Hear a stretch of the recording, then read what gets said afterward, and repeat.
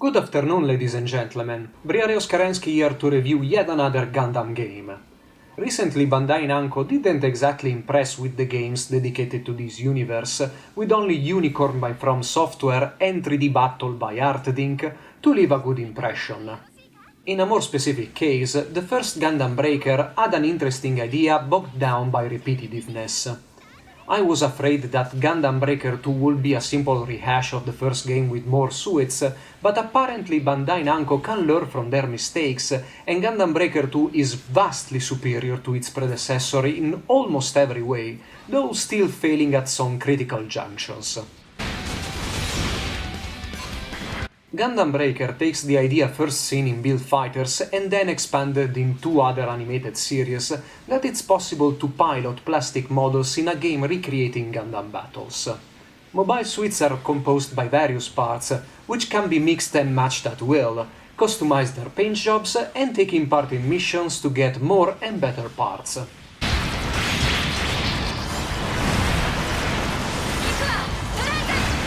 Rather than offering mission after mission filled by faceless NPCs, Gundam Breaker 2 waves a story, with named bad guys and good guys, to string your tasks together. The story is very simple, it does take itself too seriously sometimes, with overly seen characters, but it's way better than the absolute nothing of the first game.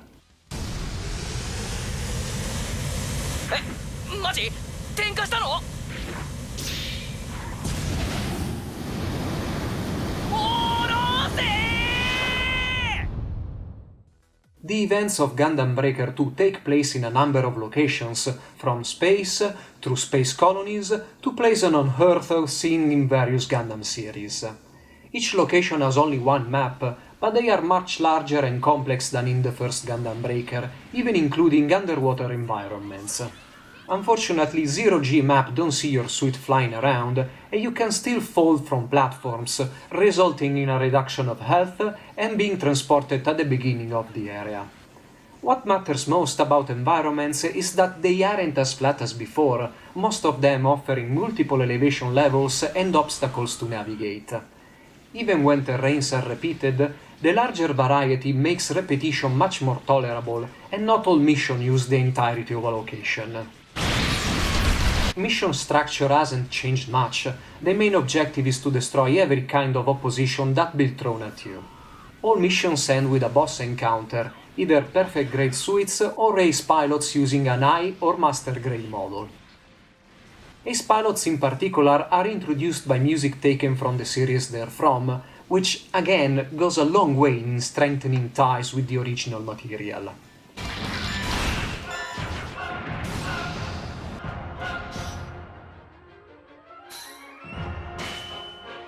Missions are now divided into types, ranging from the usual search and destroy to defense missions, team battles, and even capture the flag.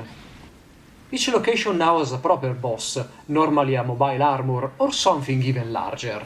Some battles do reuse some bosses, but you'll be facing notable units like the Dendrobium, the Big Zam, the Rafflesia, and even the Adrastea ground battleship from Victory Gundam. All these bosses feature multiple parts that must be destroyed before going for their core, and the developers also design exclusive terrain only for them. Gundam Breaker 2 successfully overcomes the repetitiveness that bogged down its predecessor, also thanks to a greater suit variety. Like in Gundam Breaker 1, however, enemies exclusively use stock suits, but Gundam Breaker 2 pulls from all Gundam series available, going so far in including plastic kits when Bandai didn't have high or master grade lines, version 3.0 of master grade kits, kits only available at the Gundam front, and even the Pale Rider from the limited edition of Missing Link. They didn't include everything, but the number of available kits in the base game without any DLC is really astonishing, with new kits unlocked at every mission. The way parts are obtained and classified have been changed as well. Parts no longer have a quality rating, instead they can be upgraded. Upgrading isn't just the overall level of a component, but also specific abilities, or even transforming a part into something else. For example, it's possible to take a part from a standard suite and turn it into a part from a custom or higher spec MS, which can also entail to change from which suite that part is from entirely. Upgrading is done with loose pieces dropped by enemy suites destroyed, in addition to complete parts. Without parts quality to deal with, there is no difference in playing offline or online, and you can continue to use your favorite parts almost indefinitely. Loose pieces are also used to build weapons and shields, the only thing not dropped by enemies and not included in purchased kits. Just like kits, there are now many more weapons to choose from, divided primarily in close and long-range weapons, then in several categories. Shields are now divided into large, medium and small, and weapons can benefit from certain skills a part might have or might be upgraded to. Missions have awards, based on how many ace points you collect. Ace points are awarded by performing long combos, jungling enemies in the air, destroying multiple enemies at once, and so on. Collecting the maximum ace points for a mission isn't particularly hard, also thanks to the revamped combat system. Combat always favored close combat, so BandaiNamco introduced two different close-range attacks, as well as new special moves and their combos to make everything more enjoyable. The system isn't particularly deep, but it serves the ace point system very well.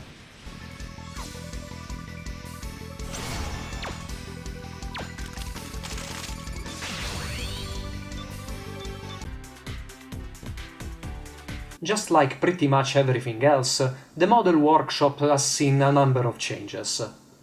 Things load much faster. This might be due to the large install required or that I'm using an SSD in my PS3, but loading a part, no matter how complex, takes no more than a second. It's possible to filter everything based on a number of details, making browsing even easier.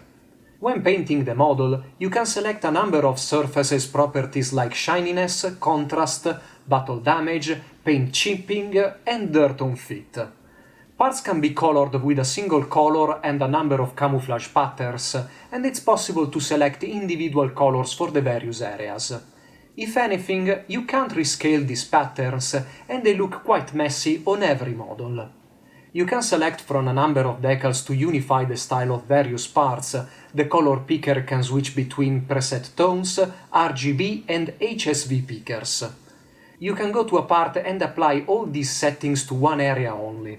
It's possible to save all surfaces as well as single colors. Essentially, the model workshop is nearly perfect. For some reason, the ability to save all models is gone, but the other improvements make this trivial.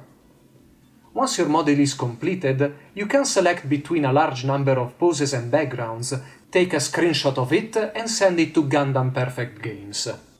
Other features of the game include cross-save between Vita and PS3 and importing the save game from the first Gundam Breaker. So, with all these improvements, where does Gundam Breaker 2 fail? First, camera control and lock-on. Apparently something that BandaiNamco can't quite get right in any game. Lock-on is automatic and is done on targets seen by the camera, even if visible targets are far away and standing still. If no enemy is visible, the lock-on simply won't transition to any other target, even if there is something on your back attacking you. As a general rule, I'd like to have automated lock-ons go to the nearest threat and not require manual input in a fast-paced game. Selecting high-priority targets is also difficult, and more often than not, the lock-ons seem to ignore the one you want.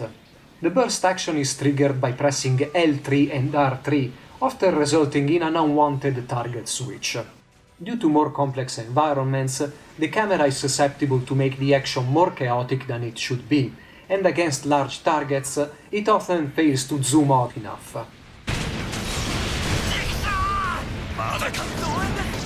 Second, calling the AI as such is a stretch, as enemies will stand still until fired upon or when very close to them. Their attack patterns are simple charges toward their target, with mobs getting destroyed in droves by special attacks. This behavior is shared by your partners.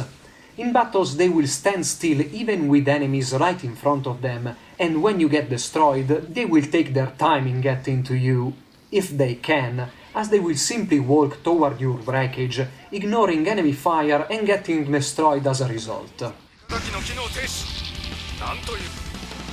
Mobile armors fare slightly better because they relied on pre-programmed patterns, but in these battles your allies are next to useless.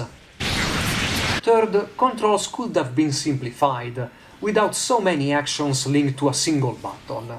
Riding vehicles, opening crates, and operating special buildings are the same button as the base close-range attack, only that they are a longer press rather than a single push, and button detection in these cases isn't the best. One location is the Grand Canyon, featuring ramps to jump over its bottomless pit. As many weapons make the MS sprint forward a bit, you can see your MS fall into the darkness, only to be transported at the beginning of the stage. Same fate when falling in space, a very infuriating decision.